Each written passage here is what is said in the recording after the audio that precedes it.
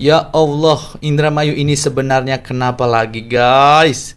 Rakyat lagi pusing mikirin kebutuhan hidup, jalan rusak belum beres, lapangan kerja juga enggak mudah. Sekarang muncul kabar Wakil Bupati Indramayu terseret kasus dugaan korupsi sampai sekitar 18 miliar guys. 18 miliar.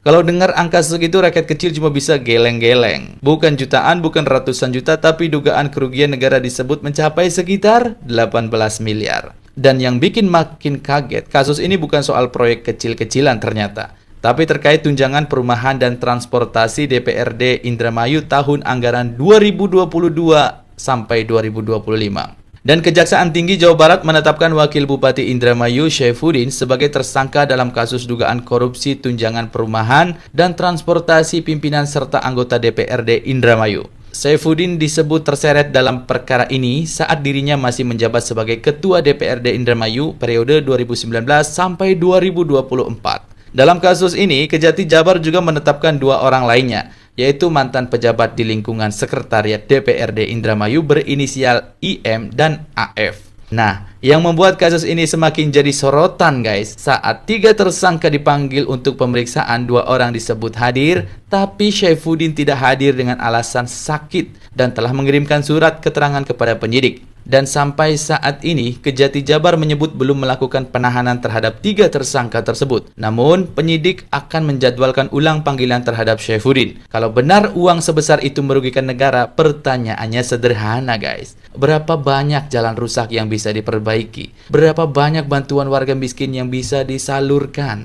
Berapa banyak fasilitas umum yang seharusnya bisa dibangun? Karena ini bukan sekedar soal angka, ini soal kepercayaan masyarakat, apalagi jabatan Wakil Bupati adalah jabatan publik. Rakyat berharap pejabat berdiri di depan untuk membela kepentingan masyarakat, bukan malah terseret dalam kasus yang membuat publik kecewa. Tapi tentu, semua ini masih harus dibuktikan di proses hukum.